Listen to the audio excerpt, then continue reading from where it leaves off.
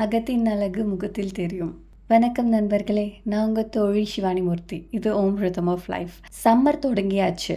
ரொம்ப அதிக பேர் ஸ்கின் பற்றி கவலைப்பட ஸ்டார்ட் பண்ணிடுவீங்க. ஏன்னா வெயிலில் போனால் ஸ்கின் பர்ன் ஆகும், அலர்ஜி ஆகும், கருப்பாயிடும். இதை எப்படி ப்ரிவென்ட் பண்ணலாம்? நமக்கு இதை பற்றி தெரியாத விஷயம் என்ன, தெரிஞ்சுக்க வேண்டிய விஷயம் என்ன, அதை பற்றி தான் இதில் தெரிஞ்சுக்க போகிறோம். வாங்க தெரிஞ்சுக்கலாம். ஃபர்ஸ்ட் விஷயம், ஒரு ஸ்கின்னை ஃப்ளாலெஸ்ஸாக இருக்குது, அதாவது எந்த ஒரு மாசு மறு இல்லாமல் இருக்குது அப்படின்னா அதுதான் நல்ல ஸ்கின், அது வந்து ஹெல்த்தியாக இருக்குது அப்படின்ட்டு அர்த்தமானு கேட்டிங்கன்னா இல்லை அப்படின்னு நிறைய பேர் தப்பாக புரிஞ்சிச்சுட்டு இருக்கீங்க. ஆக்சுவலாக நல்ல ஸ்கின் எது அப்படின்ட்டு கேட்டிங்கன்னா நம்மளுடைய ஸ்கின்னை பற்றி ஃபஸ்ட்டு தெரிஞ்சுப்போம். நம்மளுடைய ஸ்கின் உள்ள அந்த மேலக்க இருக்கு இல்லையா, அதை வந்து எபிடர்மிஸ் அப்படின்ட்டு சொல்லுவாங்க. அதுதான் நம்மள சன்ல இருந்து இல்லை வெளியே உள்ள ஹாஷான இந்த temperature, climate, chemicals, even allergic reactant இதிலேருந்து நம்மளை ப்ரொடெக்ட் பண்ணக்கூடியது. அதை தாண்டி இது விட்டமின் டி மற்றும் மெலனின் ஒன்றை நமக்கு ரொம்பவே தேவையான வேதி பொருட்களை சுரக்கக்கூடியதாக இருக்குது. அது மட்டும் கிடையாது, நம்ம உடம்புக்கு எந்த அளவுக்கு டெம்பரேச்சர், அதாவது ஹையாக இருக்கட்டும் லோவாக இருக்கட்டும், அதை மெயின்டைன் பண்ணுறதும் இந்த சர்மமாக தான் இருக்குது. இதில் நம்மளுக்கு முடி இருக்கும், ஸ்வெட் கிளாண்ட் இருக்கும், செபேஷியஸ் கிளாண்ட் இருக்கும். இது எல்லாமே நம்மளை ப்ரொடெக்ட் பண்ணக்கூடியதாக இருக்குது.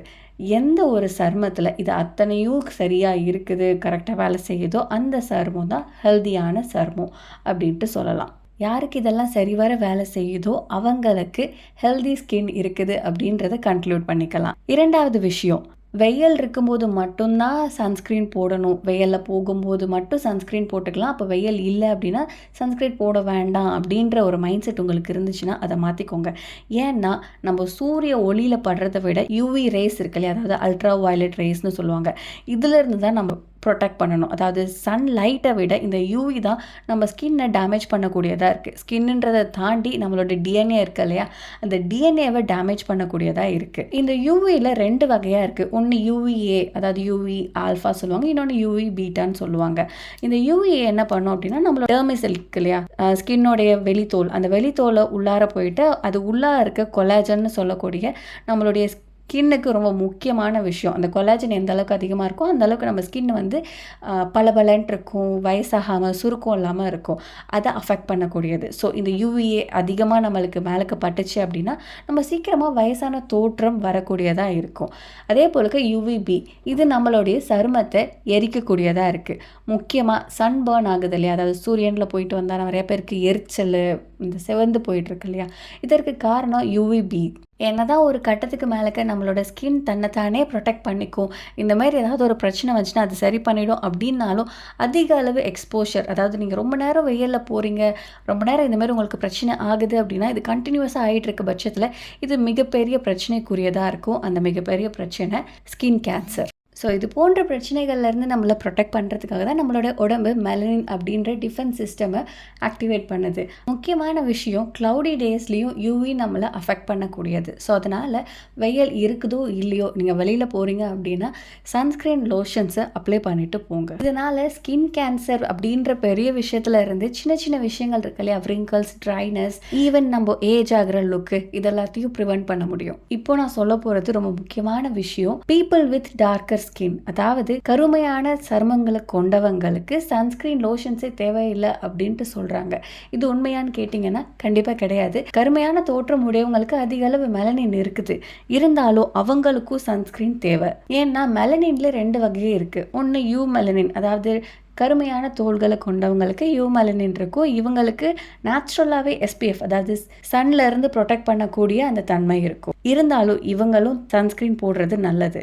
ஏன்னா மெலனோமான்னு சொல்லக்கூடிய ஒரு வகையான ஸ்கின் கேன்சர் இவங்களுக்கும் வரக்கூடியதாக இருக்குது.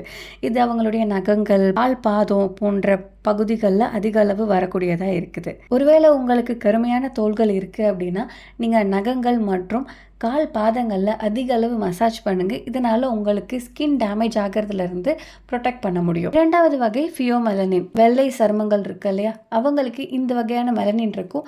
இவங்க கட்டாயம் எஸ்பிஎஃப் கொண்ட சன்ஸ்கிரீன் லோஷன்ஸை போடுறது நல்லது. அடுத்த விஷயம், நம்மளுடைய துவாரங்கள் இருக்கு இல்லையா, சரும துவாரங்களை நம்மளால க்ளோஸ் பண்ண முடியும் அப்படின்ற விஷயம். ஆக்சுவலாக அதை பண்ண முடியாது.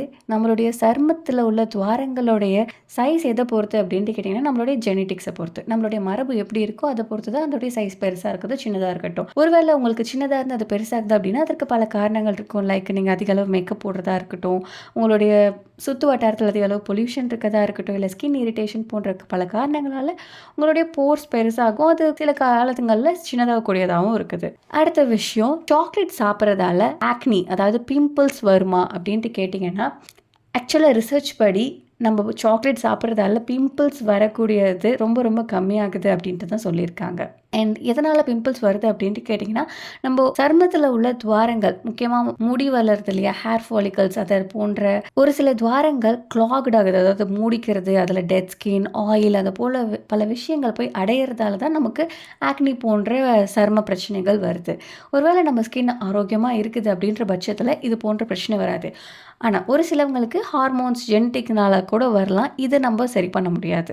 இது நேச்சுரலாக வரக்கூடியது. ஸோ ஓவராலாக உங்களுடைய சருமம் உங்களை ப்ரொடெக்ட் பண்ணுது. அது சரியான அளவில் டெம்பரேச்சராக இருக்கட்டும், வேர்வையாக இருக்கட்டும், ஈவன் அந்த க்ளோவாக இருக்கட்டும், இது எல்லாத்தையும் பண்ணுது அப்படின்னா அது ஹெல்த்தியாக இருக்குன்னு அர்த்தம். உங்களுடைய உடம்புக்கு எதெல்லாம் நல்லது அப்படின்ட்டு படுதோ அது எல்லாத்தையும் சாப்பிடுங்க. அது எல்லாமே உங்கள் சருமத்துக்கும் நல்லது. இந்த சம்மரை எப்படியாவது பீட் பண்ணிடுங்க. ஏன்னா இருக்க ரொம்ப அதிக அளவு வெயில் வந்துட்டே இருக்குது. லெட்ஸ் see என்ன பண்ண போகிறோன்ட்டு. நான் உங்கள் தோழி சிவானி மூர்த்தி. இது ஓம் ரிதம் ஆஃப் லைஃப். நன்றி, வணக்கம், வாழ்க வளமுடன், ஜெய் ஹிந்த்.